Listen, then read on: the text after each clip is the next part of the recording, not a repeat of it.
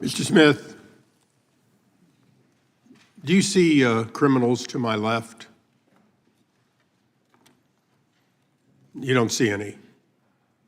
Do you see people who are committing crimes because they continue to believe things that just aren't true? That's paraphrasing Ronald Reagan, that liberals aren't stupid, they just know things that don't happen to be true. If the president believed that he was cheated in an election, that there was fraud, or in some other way a number of items led to his defeat, when in fact he should have won according to the Constitution, does that make him a criminal? Sir, No, that's a yes or no, please, Mr. Smith. These people here are continuing to grapple constantly with things that aren't true, like socialism works, or that somehow everything the Republicans do is evil and everything they do is right. They've never reached a conclusion in a typical partisan case in which we're not evil because we think something different and we're not wrong. You understand the Constitution. Do you understand the Bill of Rights, that someone has the absolute right to believe something, whether it's true or not, and to advocate for something, whether it's true or not? Do you understand that in addition to your oath to the Constitution, that that's one of the things the First Amendment allows for, isn't it? yes, sir.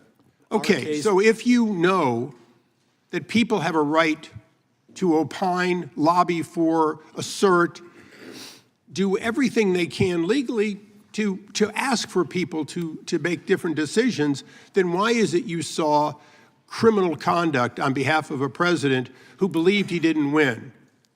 Chairman Jordan and myself have something in common, along with a number of others here. We saw wrongdoing, and on January 6th, we voted not to confirm 2 states because they had violated the U.S. Constitution in how they selected who got ballots. And yet, you're going to come here and say, oh, I just followed the law. When you went after these people and you said, well, technically I can do that, you didn't see any selective nature or any separation of powers under the Constitution to spying on the activities and the conversations of the Speaker of the House? To what end would conversations between the Speaker of the U.S. House, third or second in line to be the president, and the president, in what basis would it be any of your business other than you believe that there was a conspiracy without conspiracy as a basic premise? You, like the president's men for Richard Nixon, went after your political enemies. Maybe they're not your political enemies, but they sure as hell were Joe Biden's political enemies, weren't they? They were Harris's political enemies. They were the enemies of the president, and you were their arm, weren't you? No. No. Oh, great.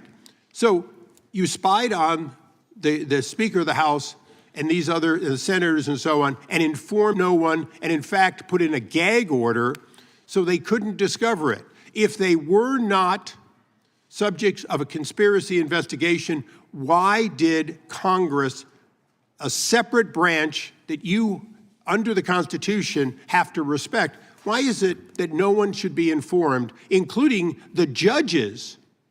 As you went in to spy on these people, did you mention that you were spying on seeking records so you could find out about when conversations occurred between the U.S. Speaker of the House and the president? Did you inform the judge, or did you hold that back? My office didn't spy on anyone. Wait a second. The question I asked you, Mr. Smith, was pretty straightforward. Did you withhold that information from an Article III judge in the process of taking the records of the Speaker of the House? We complied with Department. Did you hold back Mr. Chairman, that would you please instruct the gentleman to allow the witness to answer the questions? It's not your time. I'd like my time back. Mr. Chairman, you have please. repeatedly done that in the past. The witness has the right to answer the question. And there'll be due time to answer the question. Would you please put my time back and let me finish this? Mr. Smith, I asked you a question and you were not responsive to it, and I want you to be responsive to it. Did you, whether you think it was legal or not, whether you think it was right or not, did you withhold the name of Kevin McCarthy, Speaker of the House, when you were seeking records on Kevin McCarthy, the Speaker of the House, or Jim Jordan, the chairman of this committee? At the time of the gentleman is... No, is- you please got give a me few more back the seconds. time that was I- taken away. Time has expired, but we're going to let the witness answer your question because it's an important question. The witness can respond. We did not provide that information to the judge when we requested a non-disclosure order, consistent with the law and consistent with department Mr. policy. Chairman, the amazing thing here today is that we have an admission that an Article Mr. Chairman, 1... the gentleman's time has Come on. expired by now 34 seconds. It gets more than 5 minutes. How many 'cause it's a times you good going to interrupt question. me? The time belongs to the gentleman from California, but it has expired. I will be brief in my address to the chairman. We have the evidence that an Article 1 representative on behalf of the president withheld Order, that Mr. Article Chairman. 3. Point Mr. Chairman, I that witness granted the information. same leniency And of with this that, I yield back in yield disgust of this witness.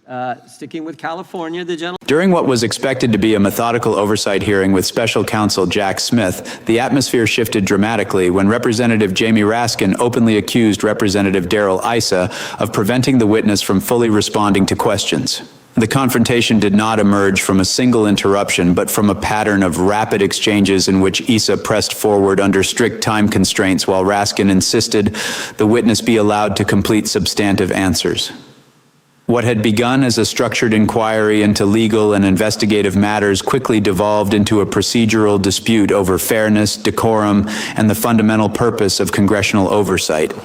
Raskin framed the issue as one of integrity, suggesting that cutting off responses risked distorting the public record. Issa, by contrast, operated within the traditional boundaries of time-controlled questioning, asserting the majority's authority to manage the hearing and maintain pace. As tensions escalated, the clash exposed deeper partisan undercurrents shaping the broader investigation. Democrats emphasized the need for detailed, uninterrupted explanations from Smith on complex legal decisions, portraying thorough testimony as essential for transparency and accountability. Republicans, meanwhile, underscored efficiency, discipline, and the prerogative of the questioner, signaling concern that extended answers might stray beyond the scope of the inquiry.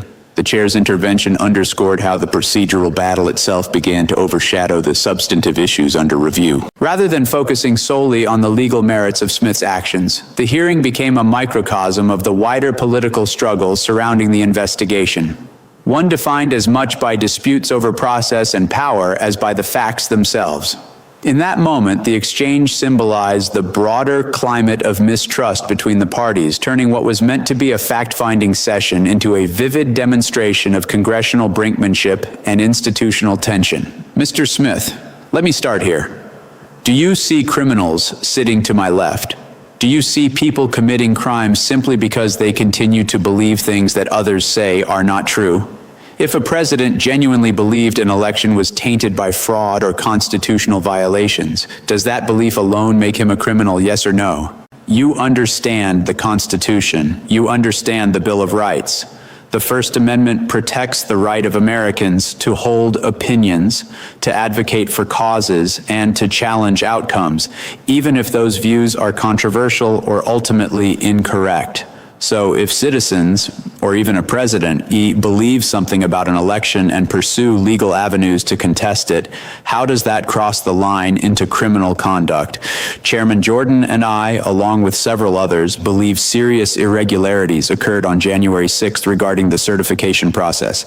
We voted against confirming certain states because we believed constitutional standards had not been met. That was a political and constitutional judgment. Yet you characterize related actions as criminal while maintaining you were simply following the law. Let's turn to the issue of records. Your office sought information connected to the Speaker of the House and other members of Congress.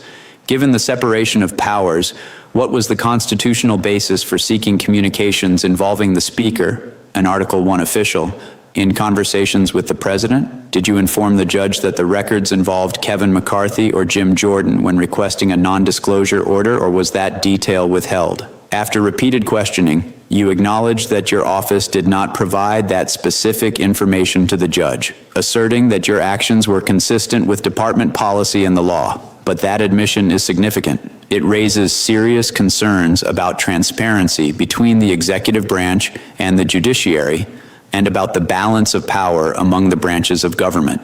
That is the core issue before us today.